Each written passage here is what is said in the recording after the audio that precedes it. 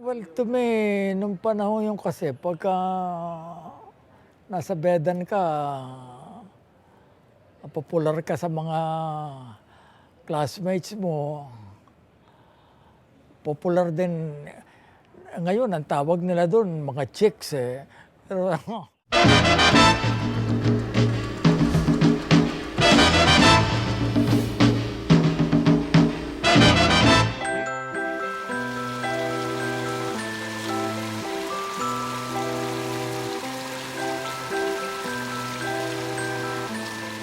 ulyanin na ako, hindi ko na matandaan. Pero my best recollection, classmate ko, yung isang staffer, Jay Saplala.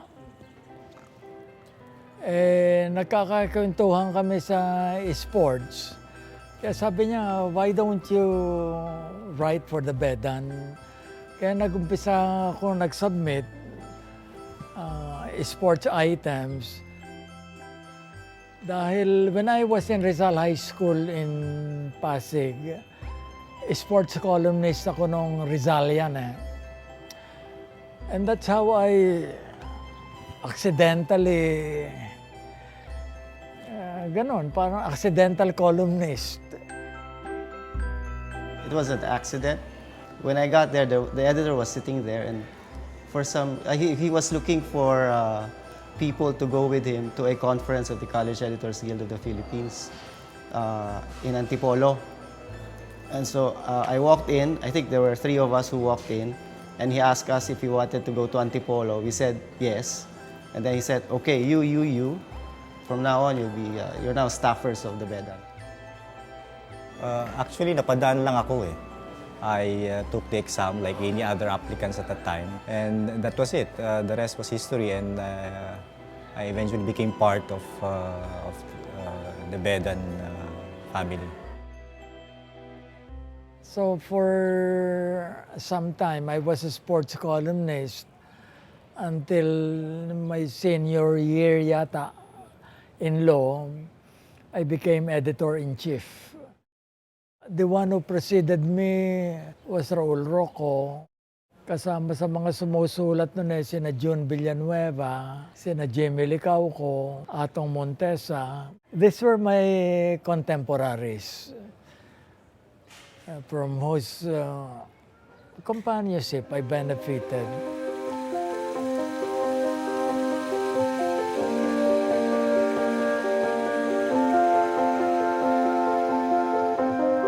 At first, it was the idea of becoming part of something big. To have your name alongside other names in history, alongside other names that will be remembered in history. Hindi naman dahil ikaw mariremember ka rin, no? Parang nakikisakay ka lang naman sa kanila, sa mga malalaking pangalan na to. Pero to be in some way, when somebody checks out kung sino yung mga naging editor ng TheBedan, and then makikita nila sa simula, Raul Rocco, Rene Sangisag, wow! And then sa bandang baba, nando doon mga Raul Dancer. Sino itong mga lecheng to? Di ba? It's still a privilege, di ba? Kahit hindi ka kilala, hindi ka ano ka pa rin, nasa listahan ka ng mga taong kilala at who made a big difference para sa ating bansa.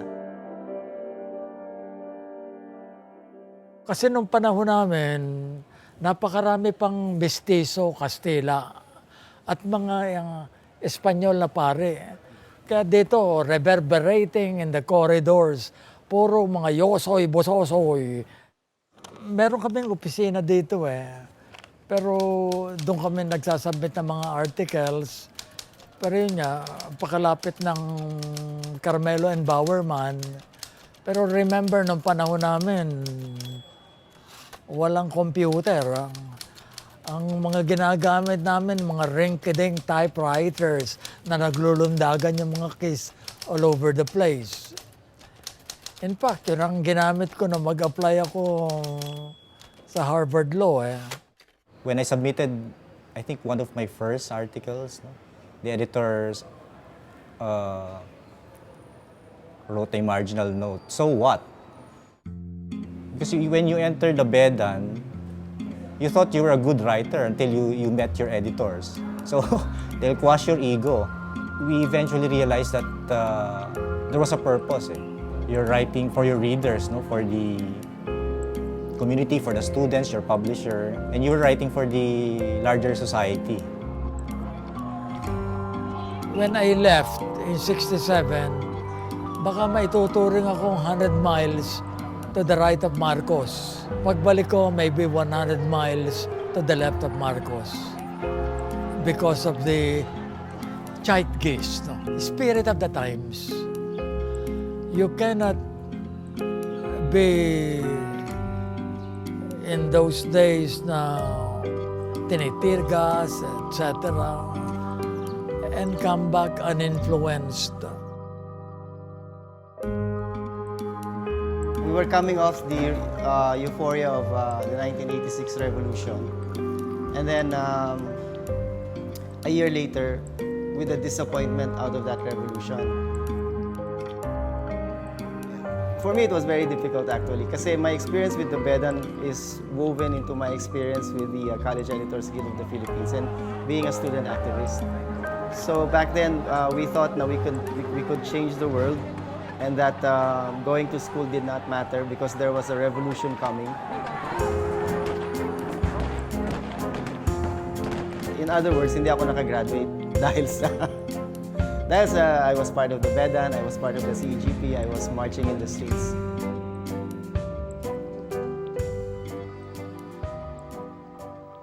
For some student organizations, the problem was engaging the members to participate or to allot more time in the organizational activities. But in the Bedan, it was the other way around. We were encouraging the writers, the editors, to attend the classes because they were busy. They were spending all the time in the Bedan. We had our share of tumultuous times. No? I mean, the issues at that time, charter change, El Nino, I think are the same issues that the country is facing right now. We need to balance the quality of the paper by looking into what they want to read and what they ought to read. Well, yung quality talaga ng ability to write, argue, na-improve dito. But to me, more important was a commitment na you're here to help others. Ang first po kasi na tinuro sa akin ng TheBedan is yung involvement talaga. Hindi lang sa school-wide event, kundi pati na din po sa mga nangyayari around the country. Lalo na po ang dami ng national issues na dapat harapin ngayon. And yung lesson po nun is wag kang maging passive lang sa kung ano yung nangyayari sa society. And that's the goal of the publication, to be active and to let the voice of the millennial generation be heard. Hindi naman kailangan tagwang to be objective as a writer. What is important is to be fair. More than being objective, try to be fair dahil lahat naman tayo may biases and prejudices. No? Sabi nga nila, one may delude that to think is thinking, when in fact he's only rearranging his prejudices.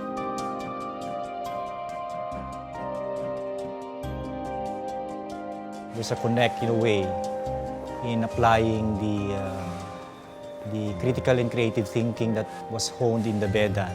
It helped a lot in my career path and in what I'm doing right now, Assistant Ombudsman for Legal Affairs. So this time around, it's the wider, we're serving the larger society, no, in redressing their grievance against anti-people or policies of the government. Integrity is like a muscle. You have to keep using, exercising it. You cannot have integrity Monday to Saturday and then sinning on Sunday. In other words, talagang kailangan yan. On deep matters of principle, no compromising.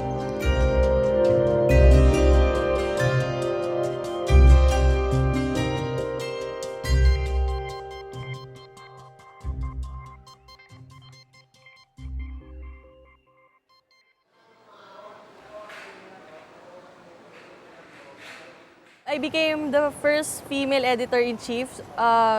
It was during a hard and difficult times for both TheBedan and TheBedan. Nung na-appoint ako as editor-in-chief, April 1 yon, so akala ko April Fool's joke lang.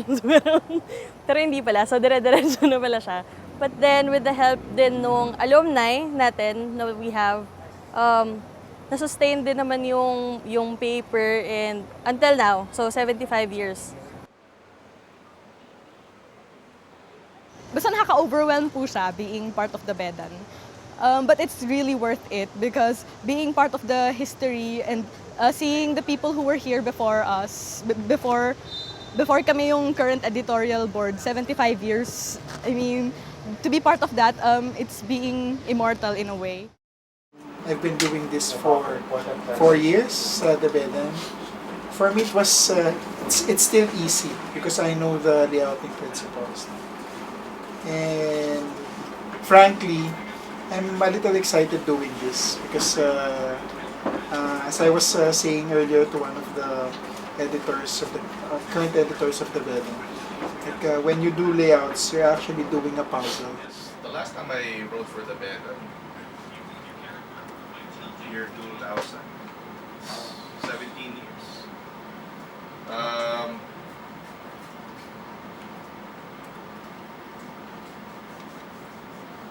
I had to stop and think about that. Mahirap ba magsulat pa? Hindi eh, but you know, it feels the same but different. Because I think it comes with age. You know, you are more introspective and circumspect writing. As opposed when we were younger, at ang interest lang natin is baguhin ang mundo. Naks. I just had to say something profound for the camera. Ako rin, nakikita ko. Sandali magko-compose ako. So after 21 years, nandito ulit ako sa TheBedan and press work ulit. And this time around is for the 75th anniversary celebration. So we're doing a special issue for our 75th anniversary of TheBedan. And ang hirap pala mag-press work. Bakit dati madali lang to? I-film na. Kaya mo yan, Jack. Third school, sir. Although it was composed mainly of sleepless nights during press work, that made the task, the burden lighter. No? Knowing that you have friends or you have a fraternal society, no? It was a circumvention of the fraternity ban in TheBedan at that time.